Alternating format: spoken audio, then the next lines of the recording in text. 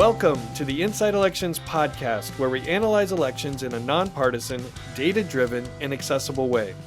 In this episode, we'll break down Democrats' special election victory in New York's 3rd District. We'll talk about former Governor Larry Hogan's impact on the Maryland Senate race. We'll have an update on the growing number of House retirements. And we'll be joined by special guest Scott Eidler of Newsday. Buckle up.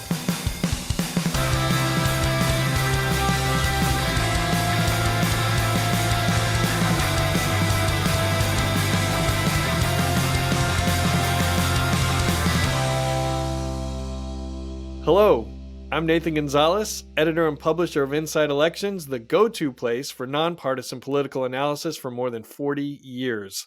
I'm looking forward to spending President's Day in California's 41st District, which is in Riverside County, stretches from Corona all the way out to Palm Springs and Palm Desert.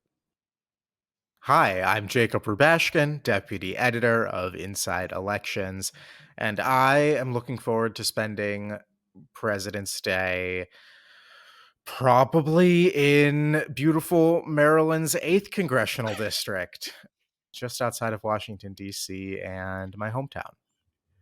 It sounds exciting. It sounds very similar to Palm Springs. Oh yeah, very much. Well, what brings you to California, Nathan? So I'll be out there actually in La Quinta speaking to a group, AGP, which is a big agribusiness company. They specialize in soybean processing, but they have a big meeting, and so they want someone to come out and talk about elections and what's going to happen, and that is heating up. And if those of you are out there who want someone to come talk about elections with your group in a nonpartisan way, Jacob and I would be happy to go as close as Maryland's 8th District or DC, and as far out as California. So it's fun. It's a piece of it that I enjoy, and it should be a good time.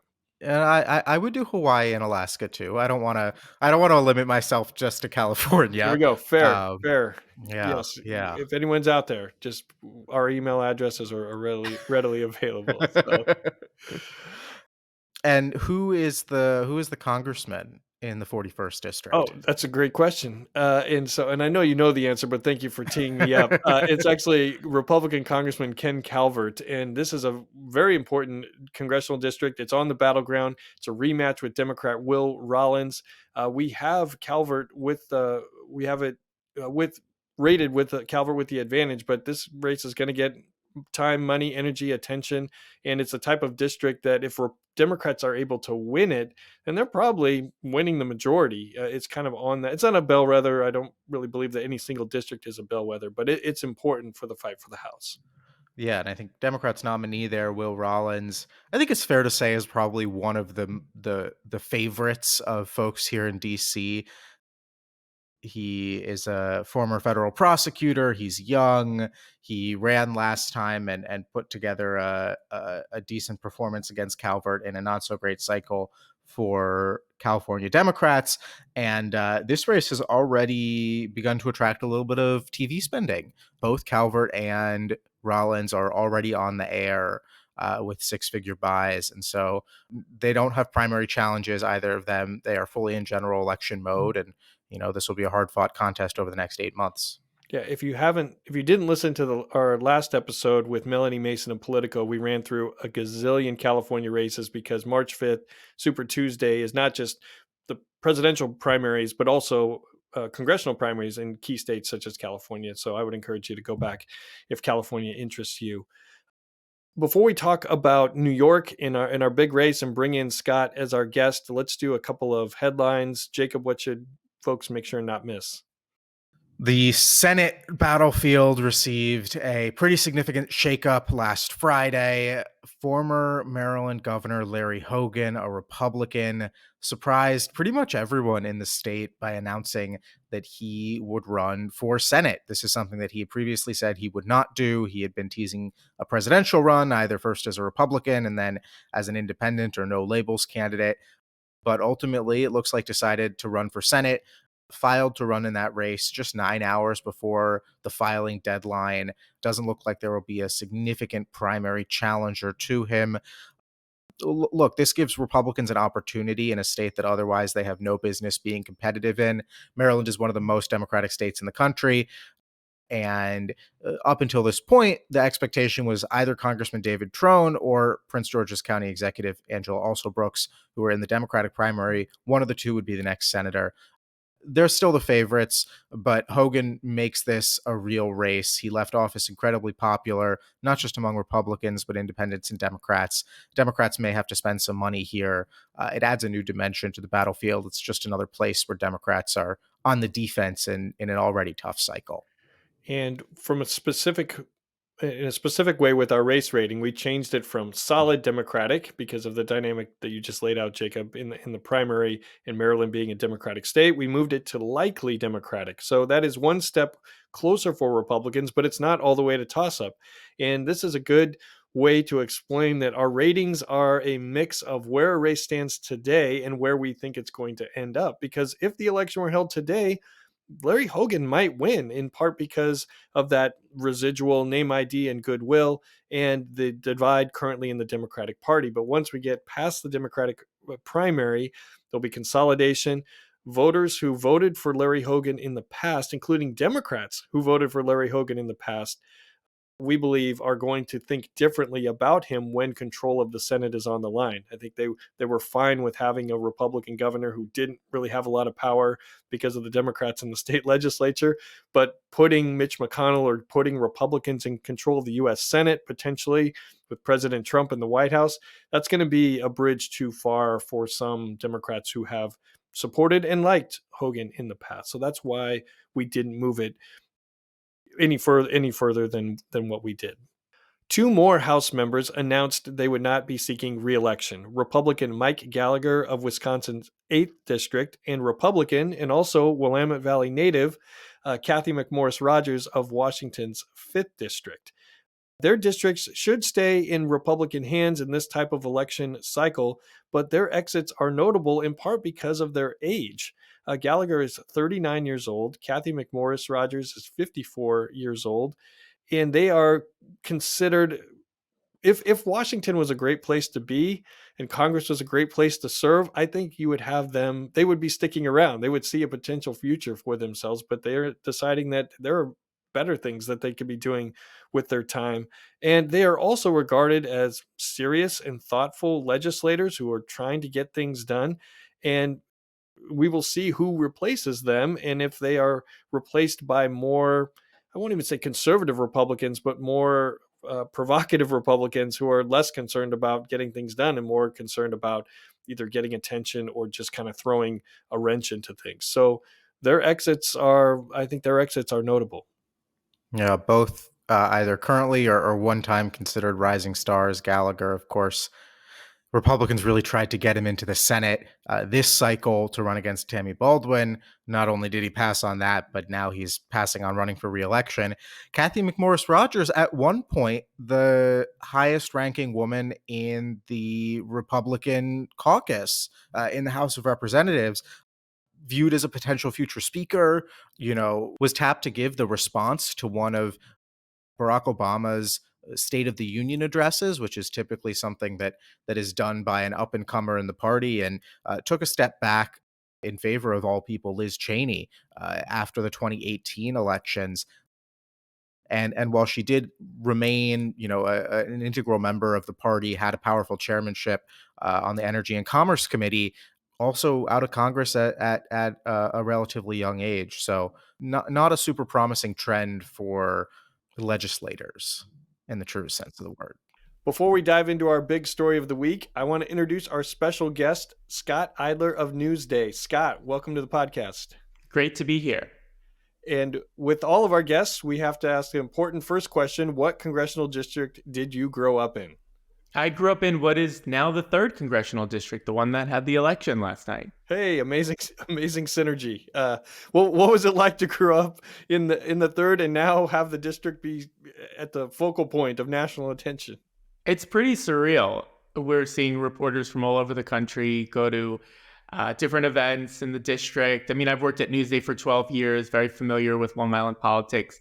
Interestingly, a couple of weeks ago, Mazi Pilip, the Republican candidate, Tom Suozzi, the Democratic victor, they were together at the Mid-Island Y JCC in Plainview with the family of Omer Nutra.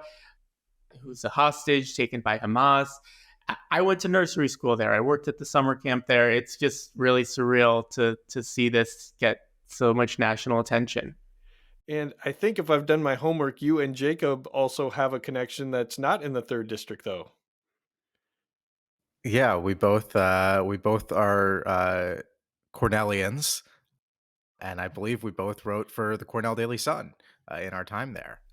That's right. That's right. I did a little bit of writing for them in my senior year.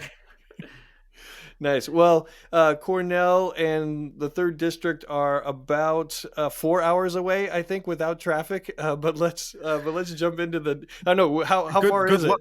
Good luck. I think it's Yeah, a little. on a good day. Yeah, if you leave at Well, 3 in the maybe morning on a Sunday. maybe But Google Maps last night when I was putting this when I Yeah, plugged it yeah. in. But let's talk about the race. On Tuesday night, former Democratic Congressman Tom Suozzi defeated Republican Mazi Pilip 54-46 in a race that not only narrowed Republicans' legislative majority this year, but got Democrats one step closer to the majority next year. Let's hear a brief clip from Suozzi's victory speech last night. We won this campaign because the people of Queens and Long Island. Let's hear it for Queens. Let's hear it for Long Island. 80-20. It's an 80-20 district. Let's hear it for Labor. But the people of Long Island and Queens are sick and tired of the political bickering. They've had it. I love that clip because you don't often get congressional candidates doing political analysis, district analysis from the stage, talking about it being an 80-20 split in the district. But anyway, Scott, lots of things going on. What was the biggest takeaway for you in this race? the biggest takeaway, one, was how quickly the results came in and how decisive it was early on. I think a lot of that had to do with the Queens victory. He won by almost 10,000 in Queens, and it was about 7 or 8,000 actually. And what was just that wasn't expected, I believe. There was a White Stone contingent. You had Vicky Palladino, a city councilwoman who flipped a Democratic seat last fall. And so there was some expectation that the Republicans, who had been campaigning heavily in that area, would have a strong portion of the vote. Also surprising was that he did pretty well on the day of voting in Nassau County, and he had a sizable advantage in terms of the absentees and the early vote. So the Republicans really weren't able to overcome that on election day, which is usually their strength. And how much of that was the weather? I mean, the weather got a lot of attention. To what extent do you think that was a factor in the turnout or in the race overall? We'll never know exactly, but we saw the supervisor of the town of Oyster Bay, Joe Saladino, claiming that he was going to plow the roads. The county executive, Bruce Blakeman, these are both Republicans. They were having big pushes to get the roads cleared and advertise that the roads were cleared. So there was a big effort on the Republicans' part to make sure the municipalities were clearing roads and getting out the votes, and they were offering rides. Democrats were pushing the vote out too. Generally, the Republicans do very, very well in these off-year elections. Democrats pay more attention during the federal elections. That's why they have been able to sweep major county offices in the last 3 years, but those are during odd cycles, except in 2022 when they won the congressional seats on Long Island. But this was pretty surprising. This was a big punch back from the Democrats on Long Island, who've taken a big shellacking in the last couple of years, and they proved that they can turn out. So they breathed a lot of signs of life. They roared back to life last night. And I think a lot of people did not expect that because the Republicans have had such a strong ground game. Jacob, you were up there in the district a couple weeks ago. What was your takeaway from, big takeaway from the race, and or what would you want to know from Scott?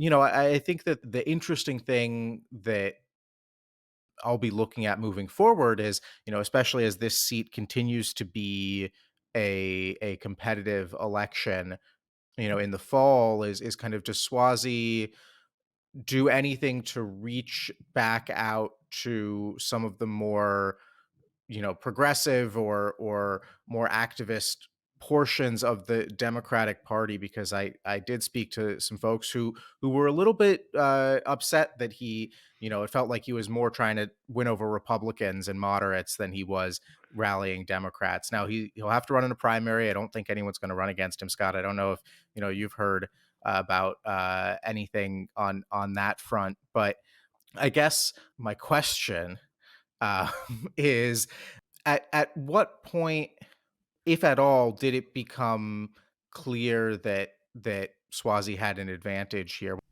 Yeah, so over the weekend, I was monitoring the early vote numbers. I think before this weekend, he had about 2,000 and change advantage over, in terms of Democratic enrollment, over the Republicans. We don't know who these folks voted for, but we can see in terms of the turnout, we've got, he had about 2,300 more Democratic votes coming out than Republican votes, and a massive number of independents.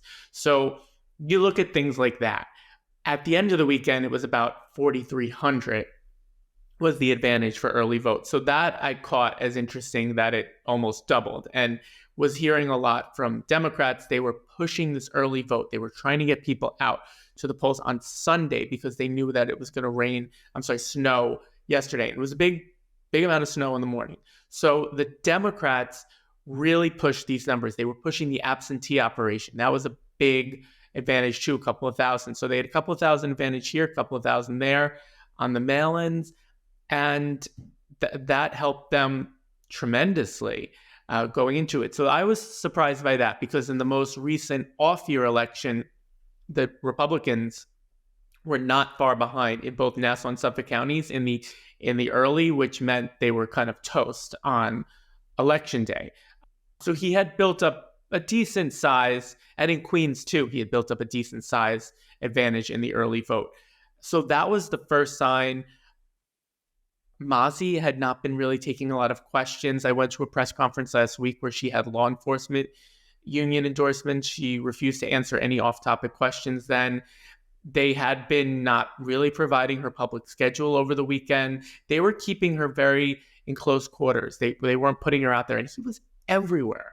I mean, he was just everywhere. The commercials were everywhere, but he was going to all these events. He was oversaturated, and he was really, everyone was talking about how the Republicans were on message, but he was really on message. She took a harder right turn, I believe, on other media. She mentioned that she would like to have Donald Trump in the district. He actually roasted her last night on Truth Social, saying she should have asked for his endorsement and begged, but she had been equivocating on who she voted for. Apparently, she told the New York Post, and this is in the 2020 election, that she did vote for Donald Trump. She wouldn't back she wouldn't back the bipartisan border deal in the Senate. At the debate, she kept saying, there was this very strange exchange between the two of them where Tom Suozzi kept saying, you just bring up, there are problems, and you don't have solutions. And she just kept saying, you're the problem, Tom, you're the problem. So I don't think that landed. And some, actually, it's very funny. AOC was on CNN last night. And so the Republicans throughout the whole campaign said Tom Suozzi was basically a member of the squad. They took this clip that he said on Morning Joe, where he said he'd like to be an honorary member of the squad. And this was in response to Donald Trump tweeting that the 4 members of the squad, the 4 members of color, women, progressive lawmakers, he told them to go back to their own country. And this was in 2018. It was during the Trump administration, and people obviously were very upset by these racist remarks. And so Tom Suozzi said, today I'm an honorary member of the squad, meaning, yeah, I barely agree with you, but I'm with you today. So they took this clip and tried to just throw it out there that he was this, like, this was a quote from him, some liberal nut job. That was his quote, he told people. And his father was an Italian immigrant. He took offense to it. And I think, and they called it the Biden, and she kept referring to the Biden-Suozzi open border policy. I don't think people really believed that Tom Suozzi himself and Joe Biden went up to the border and opened it. I think he kept playing these very what a lot of people thought were smart ads on TV showing him on Fox News saying we need ICE. I support ICE.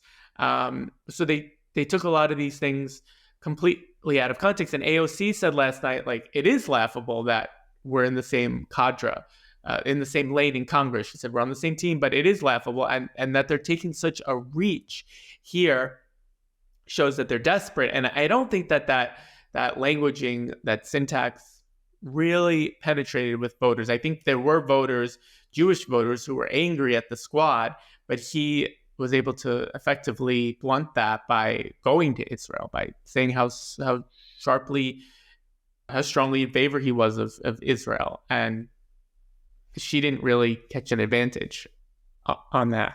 Is it possible, Scott, to isolate what was the deciding factor? Meaning there are a lot of things going on in every election, including this one. Was it, do you think, Suozzi's ability to neutralize on the immigration attacks, like what you were just talking about? Was it the early millions of dollars that Democrats spent on TV to both remind voters of Suozzi and define Philip? Was it just Suozzi's candidate skills on the ground that you talked about? Is it possible to even pinpoint what was the deciding factor in this race? All of that. I mean, he got out earliest. He had the commercials out earliest. Obviously, there's the whole Santos factor. People have been waiting for a year to get out there and elect someone new. So that was a big part of it. I think people were upset that Mazi was not very clear on her positions on the abortion issue. She said she was pro-life. She wouldn't directly answer whether she would codify Roe versus Wade into law. And Tom Suozzi, people underestimate the role the abortion issue played in the campaign, because it did. People are very much pro-choice in the district. Moderate Democrats who are Jewish, who are reform and conservative Jews that maybe wanted to take a look at Mazi because she was an IDF soldier. She's from Israel, but they weren't happy with her answers on abortion. They thought she would just go in line with national Republicans. The border issue was definitely a red meat issue. It's a very moderate district, though. There are some red meat areas in places like Massapequa, Levittown, and Great Neck, but I don't know how salient that point landed. I don't know how strong that was. They did some extreme talking points on the right, and Tom Suozzi echoed basically the same things. He said we need a compromise, and she was with the House Republicans who wanted this bill, H.R. 2. So he was able to kind of show her as part of the problem, and perhaps that penetrated. But he definitely was able to blunt the immigration issue. The abortion issue, I think people underestimate. There were a lot of ads. There was this ad that just kept saying, me, Mazi, Melissa Phillip, I'm pro-life. In the longer context, she said she wouldn't legislate on anyone else's life, but she would never say if she would codify Roe versus Wade into law. She kept saying New York, it's a safe area for abortion, which is what a lot of other House Republicans thought. But the Santos thing was huge. I talked to a lot of voters who said, we know him, we're going to vote for him. And for Suozzi, right? For Suozzi, yeah. And I think, for Suozzi, and I think also a lot of independents. And I think perhaps the Republicans might have overplayed their hand using some messaging in the off-year elections that drives out their base in these locals. They used kind of some more harder line messaging. She didn't really have such a moderate tact towards the end on immigration. Yeah, and I want to spin forward, but Jacob, can we talk about abortion? Because you had a phone interview with her, and she said flat out, "I'm not for a national abortion ban." But then her response, though, going further on the abortion attacks on her, I thought was interesting. Can you talk about that and a little bit more? Yeah. So when I spoke to her 2 weeks ago, we talked about abortion, and it was the most animated part of the conversation. I would say certainly a lot of it. It felt like she was very much just kind of on her talking points. There were times when it almost felt she was reading off of kind of a script, but it was when we were talking about abortion that it felt kind of the most personal. She talked about her 7 children. She had a difficult pregnancy with her last 2 kids, who were twins. And she was talking about how she didn't support a national abortion ban. and that, she wouldn't tell any woman how to decide how to have a family, and how dare Tom Suozzi, a man who's never had to bear children, make those decisions. And I thought that was kind of the most real that I saw her get over the course of the campaign. But I thought it was interesting that at that one debate, Suozzi was really able to turn that on its head and basically looked at her and said, "So you're pro-choice, right? You're saying that you aren't going to stop a woman from having an abortion if that's her choice, so you're pro-choice." And she really, I think ultimately the political inexperience came through there, that she was trying to walk this tightrope of being pro-life, being on the conservative party line, obviously using that to signal to the conservative voters of the district she was one of them, while also treading very carefully around this hot button issue. And ultimately the personal story was not enough to compensate for sitting in that kind of on the fence position in voters' minds.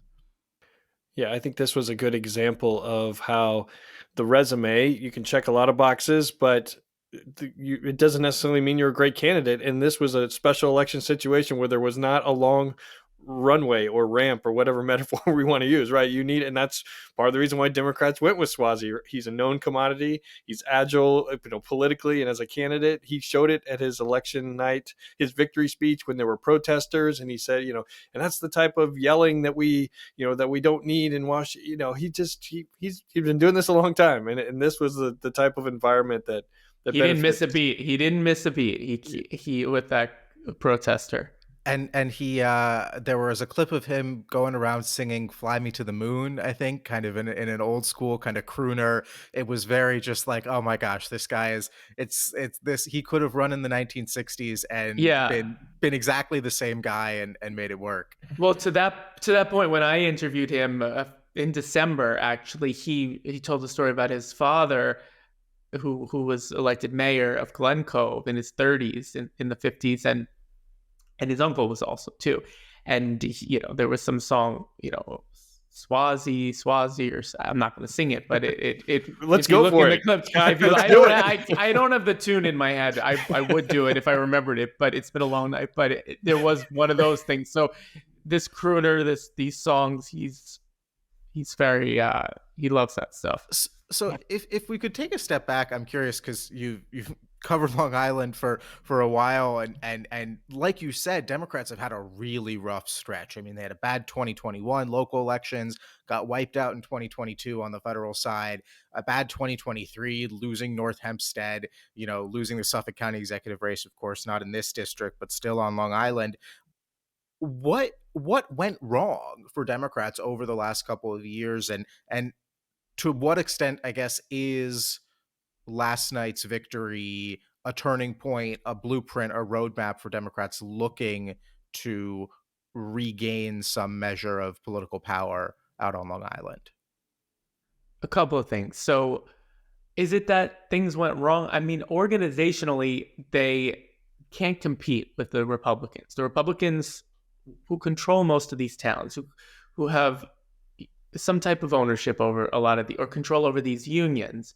They deal with the contracts, they approve raises, they work with vendors. So this has always been the Democratic criticism, is that the Republicans control the vote because they have so many more committeemen. They have so many government employees, so many union labor employees. The police, too, are a massive union. They pour a lot of money in. So in these off-year elections, a lot of times Democrats are just not paying attention. They don't care about what happens in the local county legislature. They care about getting rid of Donald Trump. They care about national elections, which is why they turned out in this race, right?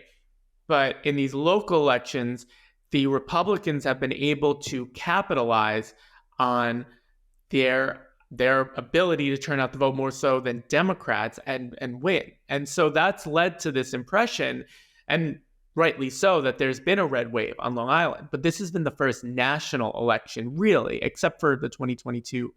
Well, the 2022 midterms were a wipeout for Democrats. I mean, Chuck Schumer, Tom DiNapoli, Hochul, they all lost Nassau County. Tish James, either even or lost. So that was a terrible year.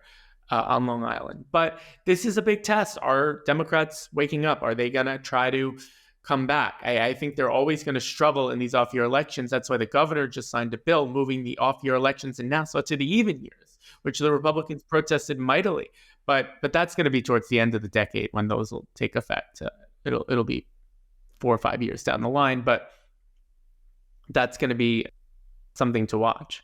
This district is different than the one Suozzi ran in 2020 and the couple of years before that. It was redistricted. They threw in these pretty red meat areas, Levittown, Massapequa, and Robert Zimmerman, who was the candidate in 2022, the Democrat, was raising the alarm about how difficult of a district it is. It was a very Democratic seat for a long time. Steve Israel, the former chair of the DCCC, had run it for a very long time, and it was held by moderate Democrats for ages. So Tom did not take that for granted. He had a pretty aggressive game plan for flipping a lot of these red areas, and he ran like a tactician as well. So, Scott, final question on this. This is the type of district that Democrats have to hold now in order to have any chance of winning the majority overall. So what are Suozzi's reelection chances? So the state legislature or the state redistricting committee are going to, it's possibly tomorrow, are going to come out with proposal for new lines. And tomorrow, I'm talking about Thursday, the 15th. So that could be, they're gonna be new lines for this district. So whoever, the Suozzi and all the other members of Congress are gonna have to run because of that whole quirk last year, or 2 years ago, the Court of Appeals knocked down Democrats, that they gerrymandered it. So a special master drew these lines. No one was happy about it. And now the state gets another shot at drawing them. So I think they'll be more favorable to any Democratic candidate for sure. So that would bolster Suozzi's chances. But the calculus on both sides was an incumbent is going to have a better chance of winning in the fall. And that's why you saw $20 million being spent in this district. So the question is Mazi Pilip going to run in a rematch? Or are they going to go with someone else?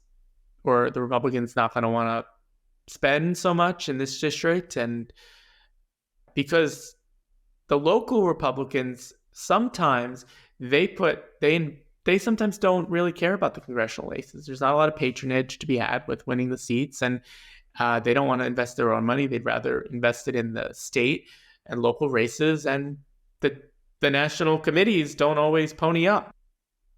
In this case, the national Democrats, Hakeem Jeffries, DCCC, they put a lot more money in than House Republicans did. And I think if you can attribute success to any organizational structure, it would be the federal. I think the Nassau Democrats probably helped, but they were benefiting from a federal infrastructure.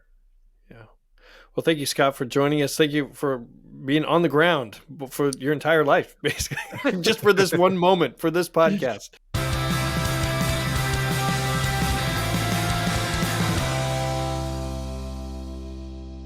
And finally, our last segment, Look What I Found, where we talk about anything new that we've been into, whether it's a movie, restaurant, food.